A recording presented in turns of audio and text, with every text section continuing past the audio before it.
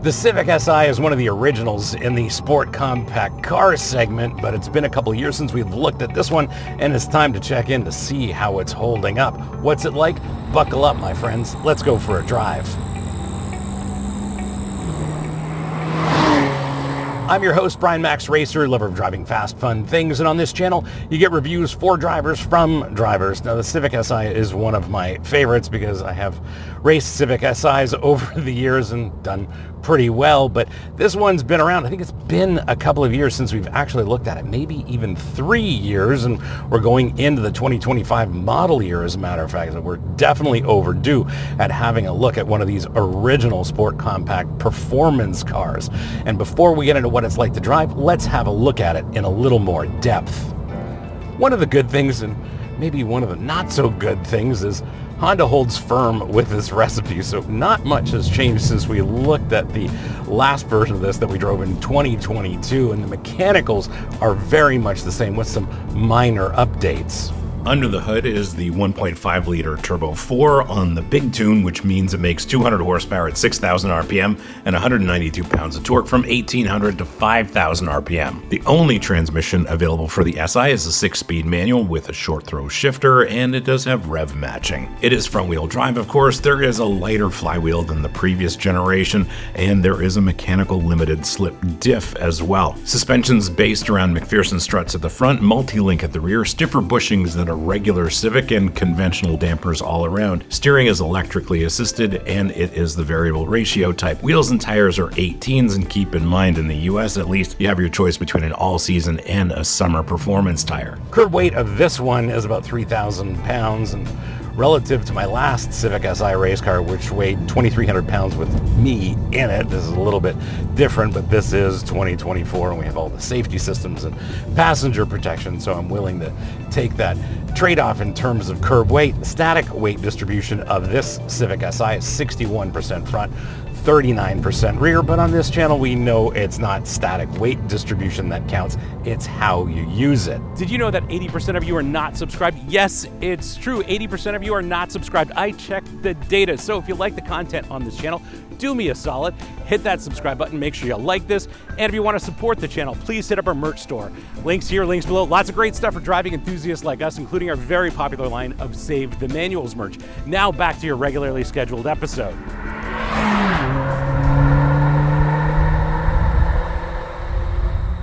Nothing has really changed in terms of the driver interface, and it's all good. Great seat, great seating position, great relationship to the pedals and the steering wheel, great pedal layout. I like everything here. Love the cloth interior. Don't love the fact that this red and black upholstery is not continued in the rear seats. The rear seats are just black. I don't understand that at all, but otherwise very happy with this interior. Really dig the cloth, and seats are fantastic. Lots of adjustment in the seat, even though it's fairly basic, and no issues at all with this driver interface. Speaking of the pedals, great layout for heel and toe. If you don't know what I'm talking about, we have an episode on how to heel and toe and all the tips and tricks that I've learned over the years. You can learn it in just a few minutes. Links here, links below. Definitely check that out if you want to learn more about heel and toe. But great pedal layout. There is rev matching, and the super nerds can tell me, I think when this generation was introduced, the automatic rev matching function was not switchable. It is now, and I will say that the rev matching function works great. I really can't complain about it, though I prefer to heel and toe on my own. Thank you very much. Love the shifter. Great feel, very well-defined gates, no issues there. Love the clutch as well. You've got great feel from that clutch. You know exactly what that bite point is, how it's engaged. Really dig this. And surprise, surprise, I don't think I've even stalled this once in the few days that I've been driving this Civic Si. Perhaps the one thing I don't care for is the fact that there's not a mechanical parking brake. We have an electronic parking brake. Not necessarily a big fan. What I do like, however, is there's a brake hold function. I live in a big city, always sitting at stoplights, and I leave the brake hold function on. Works great when you're sitting at stoplights. Instrument cluster is digital, very clear, easy to read, get all the information you need. The infotainment system really hasn't changed. It's fairly simple and straightforward. I just use it on Apple CarPlay and happy that way. Maybe the one thing that this 2024 model, and I don't know if the 25 has an update yet, but there are no USB-C ports in this car, so that might be a thing for some people. There is a wireless charger here, very easy to deal with, and it's switchable in case you want to use this as a storage area. Really dig that. This is a modern Civic, so visibility top-notch in all directions, parking sensors and cameras, no issue there. And in terms of spaciousness, well, it's a modern Civic, so lots of room here in the front row and the second row as well. As the Civic's gotten older, the wheelbase has gotten longer, so there's lots of room in that second row for passengers, and the trunk is simply cavernous.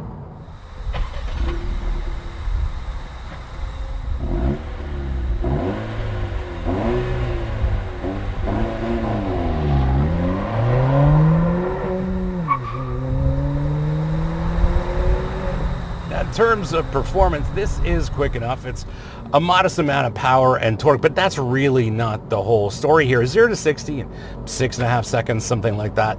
Tops out at over 135 miles an hour, which is more than fast enough. But the real story here is the limited slip diff and the tires, for two totally different reasons. The diff does a fantastic job putting down power, but here's the thing.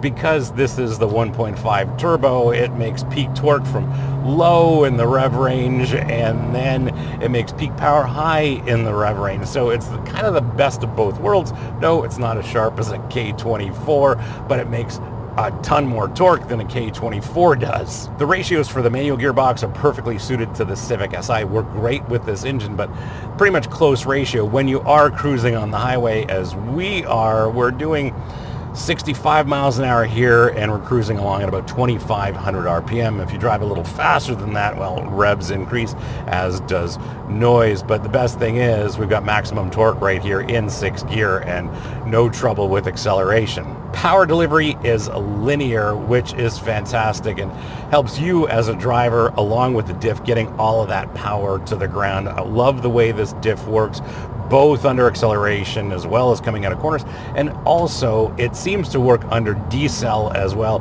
helping with the balance of the car, as we will talk about in a little bit. And the one thing that we do have to talk about are these tires. This is, I think, the all-season choice. In the US, you do get a summer performance tire option. Not sure what that is, but we're on the Goodyears, and I'm just not a fan. Certainly on the road surfaces in this part of the world, it's very easy to get these things to squeal if you ask for maximum acceleration pretty much everywhere. And overall, as a drivetrain, this is just the perfect package for this Civic Si. You've got a modern turbocharged 4-cylinder, makes a lot of torque, makes a lot of horsepower way up in the rev range, and then you've got a great diff and just a wonderful manual gearbox. Just perfect for this car.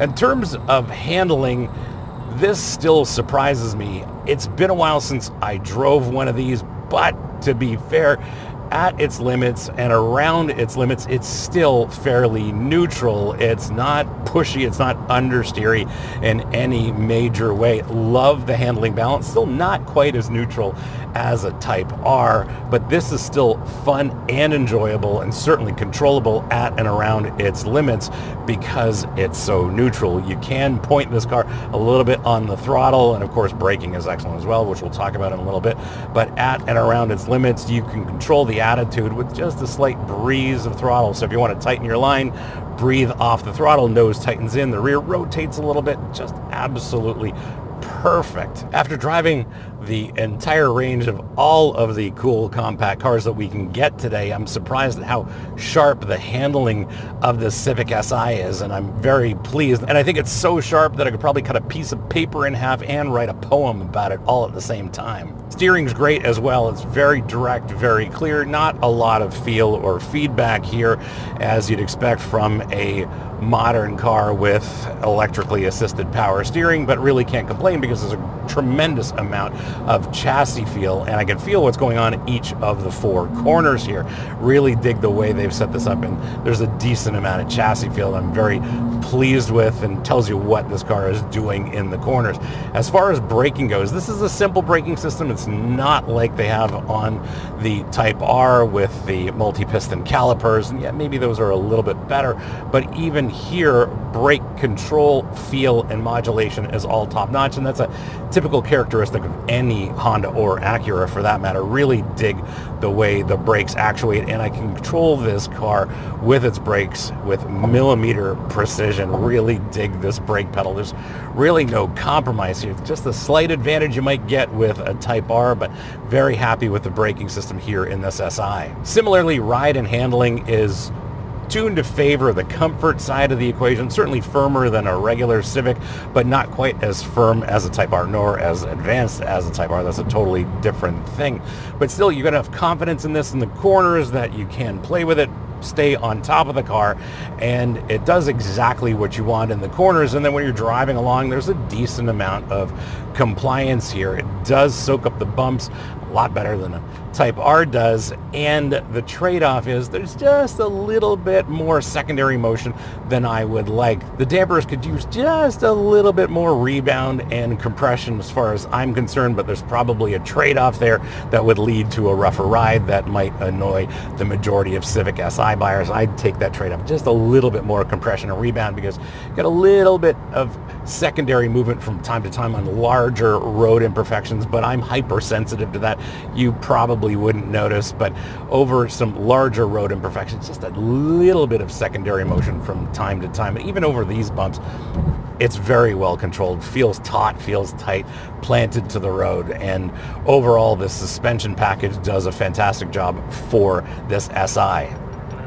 How do you spec yours? Well, that's a fairly easy question to answer, because number one, it only comes with a 6-speed manual, so that is awesome. Thanks, Honda, for making this with a manual only, but your choices are fairly limited. What you are looking at is the Platinum White Pearl with the black and red cloth interior. Base price in the US is $29,950 plus $495 for the Platinum White Pearl paint, for a total as tested of $30,445. In Canada, base price is $35,800 plus $300 for the paint, for a total as tested of $36,100 Canadian, and that's before freight, local taxes, and any incentives. And yes, these prices are for the 2025 model year, because that's basically all you can buy right now. This is a 2024 model year Civic Si, but the 25s are on the ground now, and these prices are appropriate for the 25 model year. So other than that, it's just a case of picking your colors and being happy. I'm still not a fan of these black wheels, and I could definitely do without them.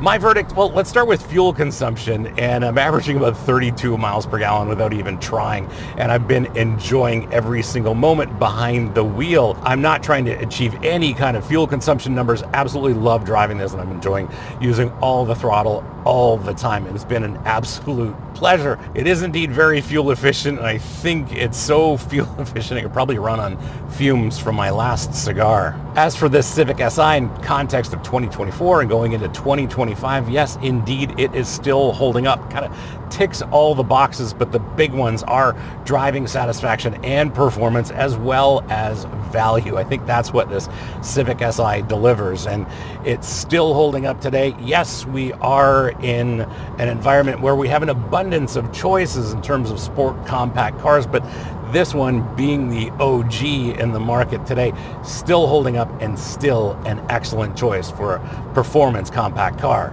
Thanks for hanging out with me today and having a look at this 2024 Honda Civic Si with a 6-speed manual. Thanks very much.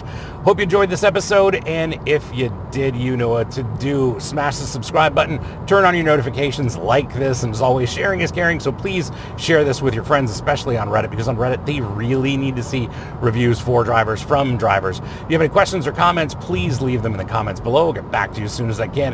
And if you want to support the channel, please hit up our merch store. Links here, links below. Lots of great stuff for driving enthusiasts like us, including our very popular line of Save the Manuals merch.